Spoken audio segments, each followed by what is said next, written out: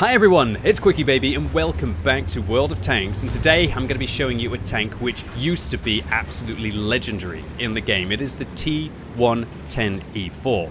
When this vehicle was first introduced, it was so different to how it is now. It had 850 alpha damage, like all of the other tier 10 tank destroyers that had the 152 to 155mm guns, and also it was just basically a T110E3 with regards to its armor layout on the front. The cheeks were better, the top of the tank wasn't really a weak point like on the T110E3, and the vehicle was just all round an absolute beast. It kind of was just a better T110E3 when it first went in. You gave up a little bit of the gun depression and a little bit of the firepower and aim time to be able to gain a semi-traversable turret, and that allows you to make shots that other tank destroyers can only dream of.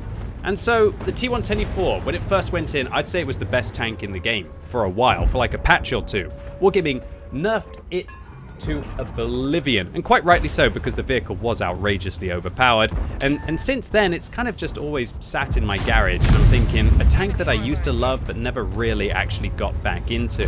But, fast forward 5 years since I made a video on this tank on this channel. Outrageous that I've been making videos for so long. I can say that it's been 5 years since I featured this tank. Yeah, crazy stuff. And top of the tree, T110E4, and I finally started to actually think, well, maybe this vehicle's actually a little bit more comfortable. There have been quite a few things that have happened for the T110E4 to really actually make it a lot better than it used to be. Firstly, Wargaming have stabilization with regards to when you lock your turret. They call it, I think it's like restrict hull lock, toggling the sniper mode with a shift key. Oh no, there it is, sorry, the automatic hull lock in sniper mode. This option, if you uncheck it, that means that you can actually now kind of look behind you even when you're in sniper mode in the T110E4. Can you believe up until about a year ago, you couldn't actually look past the sniper mode, the limits of the gun.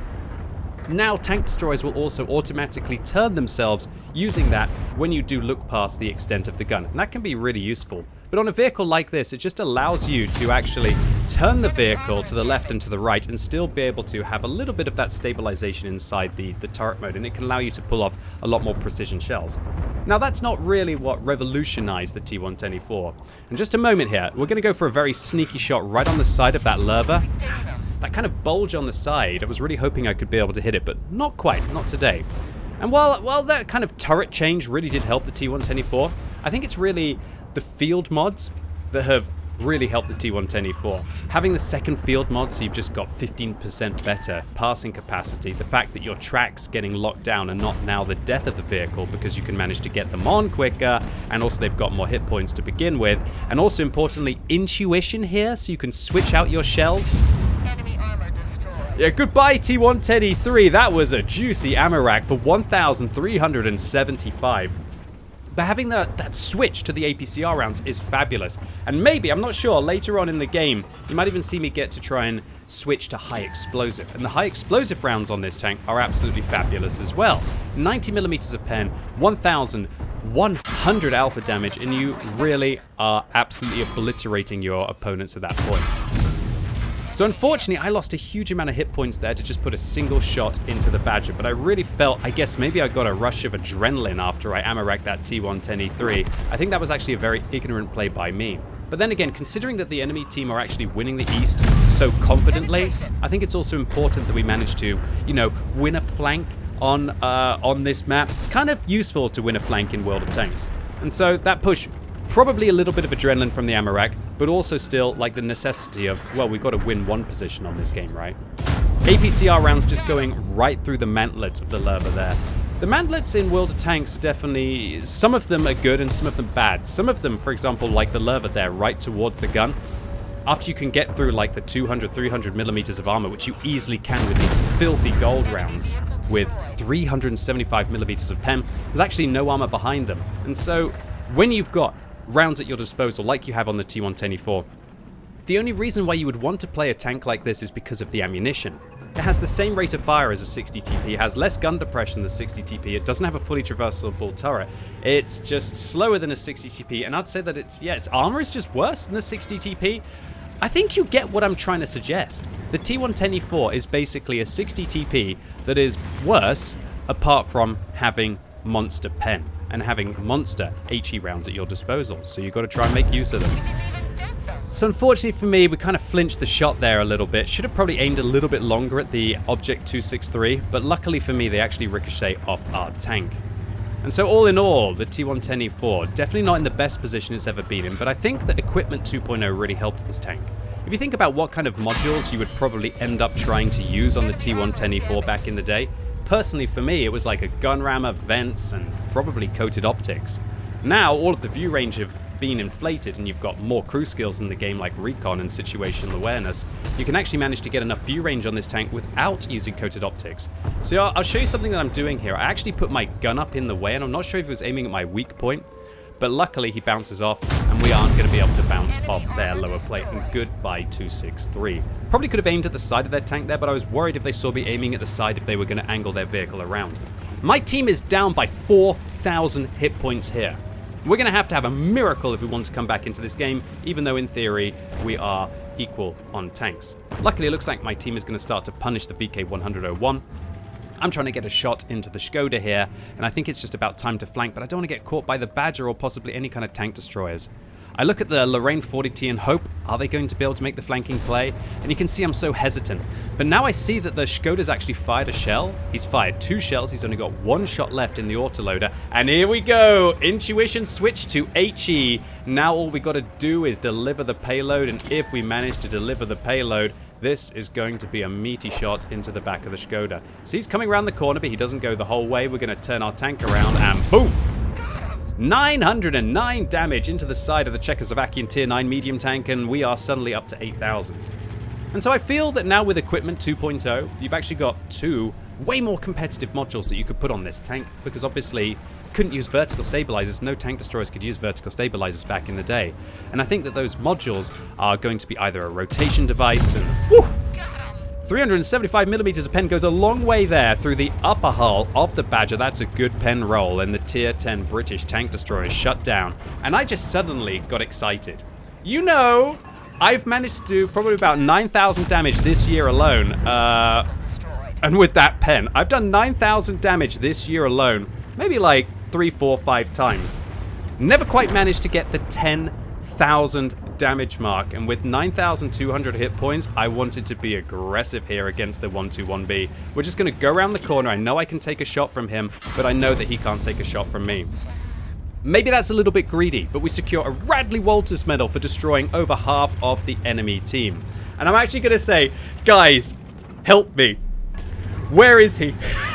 You see, I'm a little bit panicky right now. Once again, being on 9,758 hit points and wondering where this Progetto is going to be. You can see that my team actually pings the hill. I'm wondering, is he actually going to be on the hill, or is he going to have a cross shot here? And I say, I need 300 damage. I think you can see how it's affecting me mentally, that I haven't managed to quite ever do the magical 5-figure damage sum in World of Tanks. Will it be done today in the T110E4? Well, we're just going to have to wait and see. Unfortunately, there's a Progetto 46 between me and Glory, and we can see that unless the Progetto hasn't been spotted for a while, which he probably hasn't considering his last spotted on the east, we're not sure how many hit points he's on. Lo and behold, the Progetto has 1,000 hit points, nearly as much as the 3 remaining tanks on our team have. Now that Progetto is going to be able to get rid of me in a single shot. I'm wondering, can I shoot him through this gap? Oh no, the Emil is managing to get hit here. And I ask the Emil whether he can bait the Progetto in this situation. So I'm going to come around the corner, and this is it. 10,000! Okay, a roll of the dice. The shell goes wide. The Progetto avoids the shot. And the IS-32 does an equals D. I don't know. I'm personally an XD enjoyer. To see the equals D, it kind of racks me a little bit. And at this stage of the game, I realize, well, look, vanity to try and get like 10,000 damage is one thing, but surely it's more important to actually be able to win the battle. Nevertheless, I decide it's time to risk it. Let's go make a play against this Progetto, and if I hit him once, well, it's most likely that my team is going to be finishing him off. Luckily for me, the Emil puts in 1 shot. The Emil is actually going to tank this Progetto, and he fires his 2nd shot, leaving him on 302 hit points. That's just enough for us to get his 10k damage. That's right, I'm talking about myself in a 3rd-person mode right now. come on, Progetto. Don't want to lose the game, though, with a bit of a faff at the end. And the Leopard shoots him. I mean, okay. I press affirmative on the key. Like, my team is saying WTF Lorraine. Let me clarify. How many games of World of Tanks have you seen me play? How many, if only if you watch the stream? How often do I ask the team for anything? Not a lot. Am I angry at this, Lorraine? Hell no. The Lorraine did exactly the right thing, and that is to finish the game off. If you're ever in one of those situations where somebody's saying, guys, help me with a mission, or I need a little bit more damage to be able to achieve some vanity goal, or, oh, let me get 1 extra kill so I can go and get that battle hero medal that I've always wanted. Like, don't. Just, if you can and you think you're completely in control of the situation, go for it. This situation at the end of the game, this was not in control, and I was just absolutely stoked that we managed to come through this round. Obviously, I would have been a little bit more stoked if I'd possibly been able to pick up the 10k, but you know what? It's still a great game of World of Tanks with the 9,700 damage that we dealt. And what's even better is this gave me just but a moment, but a flavor of what the T110E4 used to be like back in the day with that wonderful 850 alpha damage and absolutely god tier armor to boot. It's a good thing that Wargaming nerfed it. It was disgusting. But just to finish, as I was saying, Equipment 2.0 and field mods, while they don't revolutionize the tank, and I still think you're better to go for something like a 60 TP, yeah, the T110E4, with it being top of the tree at the moment, there are worse tanks you can get your hands on. So an ace tanker here for the T110E4 with 1,512 base experience, a high caliber undoubtedly for the 9,758, and a Radley Walters medal for vanquishing over half of the enemy team. However, yeah, I paid for this game, including a premium consumable which I'd ran out of at half price before the recent consumable sale, and so I ended up losing 1,000 credits for all of that gold spam.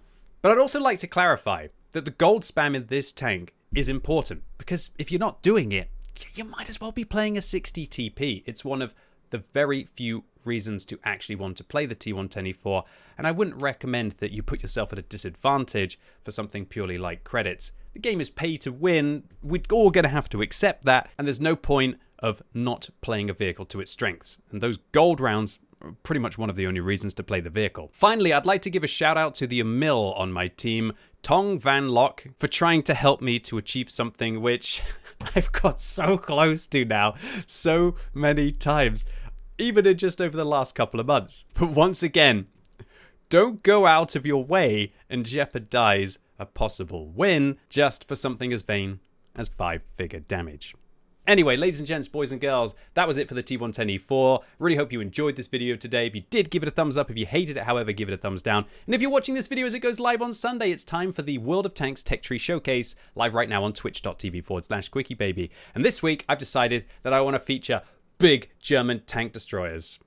Kind of even better than the one that you saw here with regards to its alpha damage hit. 1,050 damage, the highest penetration in the game at 420 millimeters of high explosive anti-tank. What more is there to say about the German tank destroyers? Well, actually, quite a lot, considering I'm going to be playing up the entire tree, including classics like the Stug, the Jagdpanther, and the Jagdtiger. So come along right now, and I'll show you everything about the German TDs. So, really looking forward to seeing you all live right now on twitch.tv/QuickyBaby. And as always, thank you so much for watching. You've been epic, and hopefully I'll see you soon.